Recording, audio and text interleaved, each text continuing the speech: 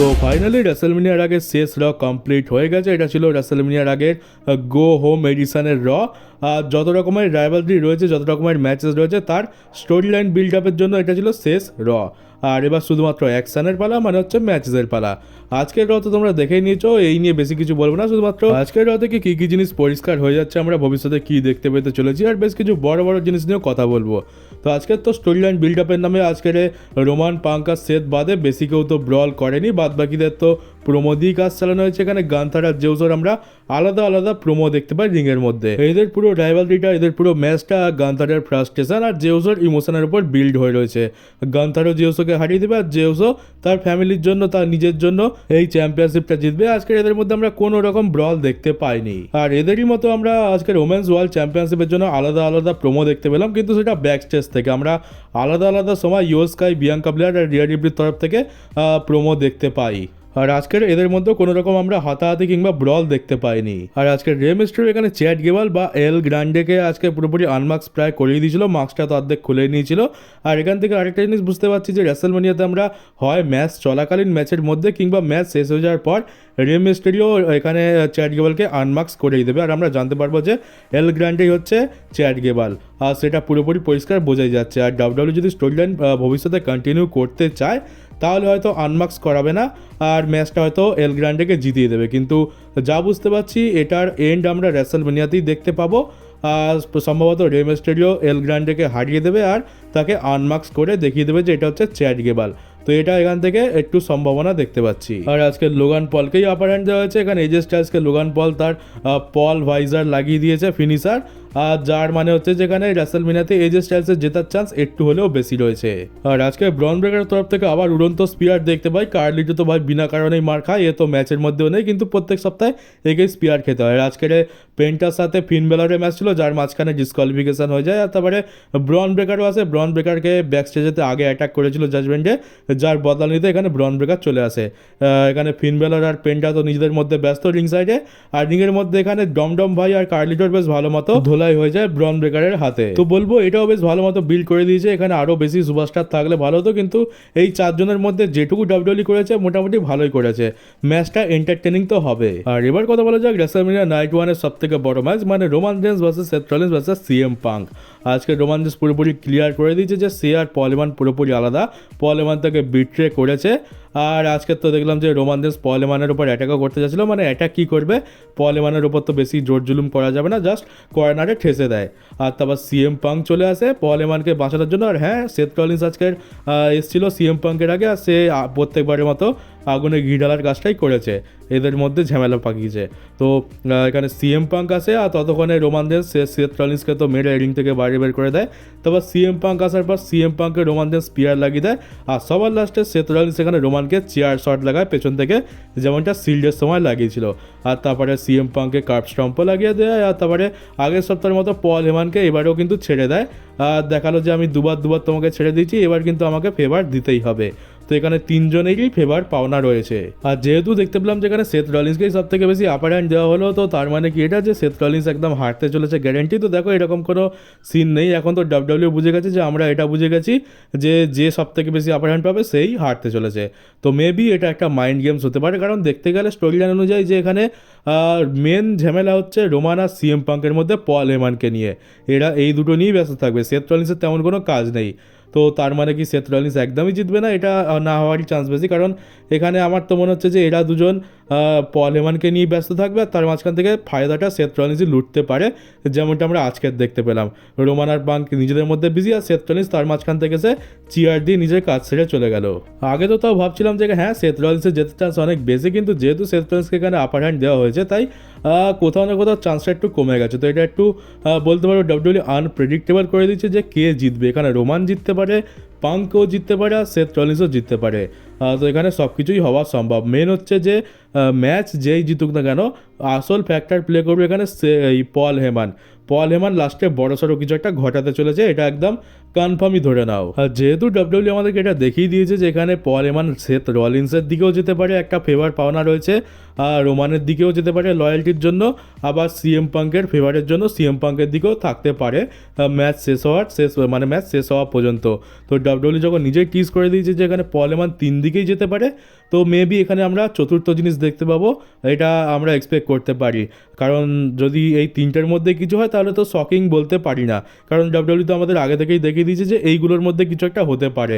তাহলে শক করতে গেলে আউট অফ দ্য বক্সে কিছু করতে হবে, তো সেই জন্য আরও এক্সাইটমেন্ট বেড়ে যাচ্ছে আর ভালো কিছু দেখতে পাওয়ার চান্সও বেড়ে যাচ্ছে। আর এরপরে এই রিলেটেড একটা বড় জিনিস নিয়ে কথা বলা যাক, সেটা হচ্ছে কি আমরা ব্রক লেসনারকে এখানে দেখতে পাবো। তো আমরা এটা ভাবছি যে 3 জনের মধ্যে কারোর সাথেই নয়, বরং পল হেমান এরিনা লিভ করবে তার চতুর্থ ক্লায়েন্ট কি বলবো, তার পুরনো ক্লায়েন্ট ব্রক লেসনারের সাথে। ব্রক লেসনার রিটার্ন করবে আর এখানে পল হেমান সবাইকে ঠকিয়ে এখানে ব্রক লেসনারের সাথে চলে যাবে। তো এটার চান্স কি হতে পারে? তো দেখো হ্যাঁ, এটার চান্স তো আমার অনেক বেশি লাগছে। আর তাছাড়া স্পোর্টস ক্রীড়া রেসলিং এই যে ফটোটা দেখছো পোস্ট করে, এখানে পল হেমান আর তার 3টে ক্লায়েন্ট 3টে তাস হয়ে রয়েছে।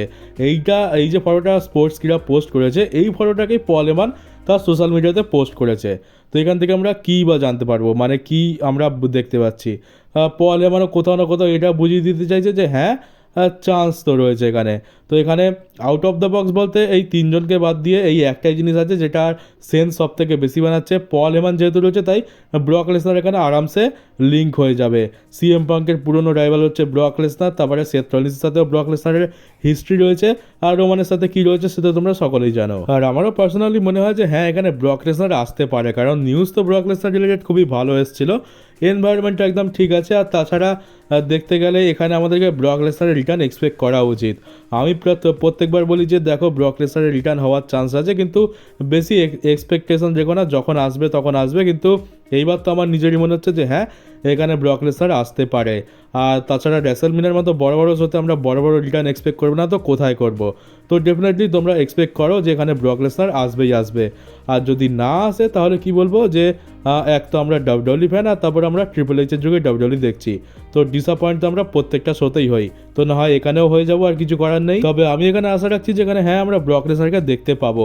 অন্যান্য সময় আমি নিজেই আশা রাখি না, কিন্তু এবারে আমি আশা রাখছি। তো দেখা যাক আমাদের আশায় জল ঢেলে দেওয়া হয় কিনা ট্রিপল এইচের তরফ থেকে। আর এবার যদি জিজ্ঞেস করো যে এই ম্যাচটা কে জিতবে, তো দেখো বলবো যে এই ম্যাচটা যেই জিতুক আমার খুব একটা কোনো প্রবলেম নেই। এখানে সেথ রোমান পাঙ্ক যেই পারে জিততে পারে, খুব একটা তো কিছু যায় আসবে না এখানে। আর আমি পার্সোনালি এখানে সেথ রলিন্সকে একটু এগিয়ে রাখবো, কারণ আমার তো সেথ রলিন্সেরই এখনও পর্যন্ত জেতার চান্স বেশি লাগছে। যদিও এখানে সেথ রলিন্সকে আপার হ্যান্ড দেওয়া হচ্ছে, তাও আমি সেথ রলিন্সের সাথেই যাবো। আর এই ম্যাচটা নিয়ে আমি তেমন হাইপ ছিলাম না, কারণ এই ম্যাচে সেরকম কোনো স্টেক নেই, শুধুমাত্র পল হেমানকে নিয়েই টানটানি হচ্ছে, ওটাই বা খুব একটা বড় জিনিস বা কোথায়। কিন্তু এখন আমি এই ম্যাচটা শুধুমাত্র দেখবো, আর বেশি হাইপ হয়ে রয়েছি শুধুমাত্র ব্রক লেসনারের জন্য, তো তার আশাতেই আমি রয়েছি। আর এবার কয়েকটা নিউজ নিয়ে কথা বলা যাক। তো কোডি রোডস যে রেসলম্যানিয়া 40-তে রোমানকে হারিয়ে চ্যাম্পিয়নশিপটা জিতলো, তো ডাব্লিউডব্লিউ ওটাকে ডাব্লিউডব্লিউর ইতিহাসের গ্রেটেস্ট টাইটেল চেঞ্জ বলেছে। ওটা টাইটেল চেঞ্জ যত কটা হচ্ছে তার মধ্যে ওটা সবথেকে বেস্ট টাইটেল চেঞ্জ ছিল। আর আমি 100% এগ্রি করছি, কারণ ওই চ্যাম্পিয়নশিপটা যখন চেঞ্জ হয়, কোডি যখন রোমানকে হারায়, তখন ফ্যান্সদের রিয়াকশান দেখার মতো ছিল। আর শুধুমাত্র ফ্যান্সরা নয়, যারা টিভিতে দেখছিল তারাও এটা ফিল করতে পারবে। তো ডেফিনেটলি এটা one of the best title change তো বলাই যেতে পারে। আর আমাদের দ্য ওয়াইপার র্যান্ডি অর্টনের রেসলম্যানিয়া অপোনেন্ট কী হবে এটা নিয়ে তো বেশ কনফিউশন হয়ে রয়েছে। অনেকে তো বলছে নিক ওয়াল্ডিস হতে পারে, আর আমার তো নিক ওয়াল্ডিসের ভালো মতো চান্স লাগছে, যেরকমটা আমরা স্ম্যাকডাউনে দেখতে পেলাম। সোলো সিকোয়া হোক এটা আমি একদমই চাই না, তবে যেই পারে হোক না কেন একটা ভালো অপোনেন্ট যেন র্যান্ডি অর্টন পায়। আর র্যান্ডি অর্টন এখানে তার ইন্টারভিউতে তার ভবিষ্যৎ নিয়ে একটু কথা বলে। এখানে র্যান্ডি অর্টন বলে যে তার বর্তমান যে কন্ট্রাক্টটা রয়েছে ডাব্লিউডব্লিউর সাথে, এটা যখন শেষ হয়ে যাবে তখন সে ডাব্লিউডব্লিউর সাথে আরও 5 বছরের কন্ট্রাক্ট সাইন করবে, এমনটাই তার ইচ্ছা রয়েছে। তাহলে তো সেই হিসাবে দেখতে গেলে আমাদের দ্য ওয়াইপারকে এখনও কম করে আমরা 7-8 বছর তো আরামসে দেখতে পাবো রেসলিং করতে। এটা একটা ভালো নিউজ, আর আশা করবো যেন তার শরীর একদম ঠিক থাকে আর সে আমাদেরকে এইভাবে এন্টারটেন করতে থাকে। আর আমাদের ডমডম ভাই তো বেশ কয়েক বছর হয়ে গেল ডাব্লিউডব্লিউতে এসছে, আর এইটা হচ্ছে তার রেসলম্যানিয়ার ক্যারিয়ারের সবথেকে বড় ম্যাচ। সে চ্যাম্পিয়নশিপ ম্যাচের জন্য রেসলম্যানিয়াতে লড়বে। আর তোমরা জেনে অবাক হবে যে এটা তার প্রথম ম্যাচ যেখানে তার বাবা নেই। এর আগে যে কটা ম্যাচ হয়েছে হয় তার বাবার এগেনস্টে হয়েছে, নাহলে তার বাবার সাথে মিলে হয়েছে। এটাই তার প্রথম ম্যাচ যেখানে তার বাবা রে মিস্টেরিওকে সে খোঁচা মারেনি, আর সে সিম্পলভাবে আলাদা পথে হাঁটছে। আর তোমাদেরকে আমি মাঝখানে আগে একটা ভিডিওতে বলেছিলাম যে জেফ কব নামে একজন রেসলার রয়েছে, ডাব্লিউডব্লিউ তার প্রতি ইন্টারেস্টেড আছে আর তাকে কোম্পানিতে নিয়ে আসতে চায়। তো এখন অফিসিয়ালি সেই জেফ কবকে ডাব্লিউডব্লিউ তাদের কোম্পানিতে নিয়ে চলে এসছে, সাইন করানো হয়ে গেছে, আর খুব সম্ভবত তাকে আমরা এনএক্সটিতে দেখতে পেতে চলেছি। আর এবার একটু রেসলম্যানিয়া স্টেজ নিয়ে কথা বলা যাক। তো এটা কি হচ্ছে যে এখন যে রেসলম্যানিয়া স্টেজটা তৈরি হচ্ছে ওটার কালকে তো একটা লিক ফটো দেখালাম, আর তাছাড়া আর কোনো লিক ফটো আসেনি, জাস্ট একটা পেপারের ওপর একটা গ্রাফিক্স বানানো রয়েছে, সেটা দেখলাম। দেখে মনে হচ্ছে ডাব্লিউডব্লিউই কোনো একটা ক্যাসিনো বিল্ডিংয়ের মতো থিম দিচ্ছে, মানে একটা ক্যাসিনো বিল্ডিং দাঁড়িয়ে আছে, ওটাই হয়তো স্টেজ হতে চলেছে। তবে ওটা কতটা সত্যি কতটা মিথ্যে সেটা এখনও জানি না। তো তখন যখন দেখা হবে তখন দেখা যাবে। আর এবার তোমাদেরকে আমি জিজ্ঞেস করবো যে তোমাদের মতে বেস্ট রেসলম্যানিয়া স্টেজ কোনটা? অনেকে বলবে রেসলম্যানিয়া 33, অনেকে বলবে রেসলম্যানিয়া 39, মানে 2023 সালের যে রেসলম্যানিয়াটা হয়েছিল। তবে পার্সোনালি আমার কাছে যেটা ফেভারিট হচ্ছে সেটা হচ্ছে রেসলম্যানিয়া 33, মানে ওই 2017 সালের রেসলম্যানিয়াটা। অনেকে রেসলম্যানিয়া 39টাকে 1 নম্বরে রাখবে, আর আমি ডেফিনেটলি বলবো যে ওটা একটা one of the greatest stage ছিল। এত সুন্দর স্টেজ আমি খুব কমই দেখেছি, দারুণ বানিয়েছিল। কিন্তু ওটাকে আমি 2 নম্বরে রাখছি। 1 নম্বরে আমার পার্সোনাল ফেভারিট আমি রাখছি রেসলম্যানিয়া 33কে। তার অনেক কারণ আছে, যে একটা হচ্ছে এটা অ্যামিউজমেন্ট পার্কের থিমে বানানো হয়েছিল, একটা রোলার কোস্টার রাইড আমরা পেছনে দেখতে পাচ্ছি। এখানে খুব একটা বড় বড় স্ক্রিনের ইউজ করা হয়নি, কিন্তু তাও এটা একটা ভালো ফিল দিচ্ছিল।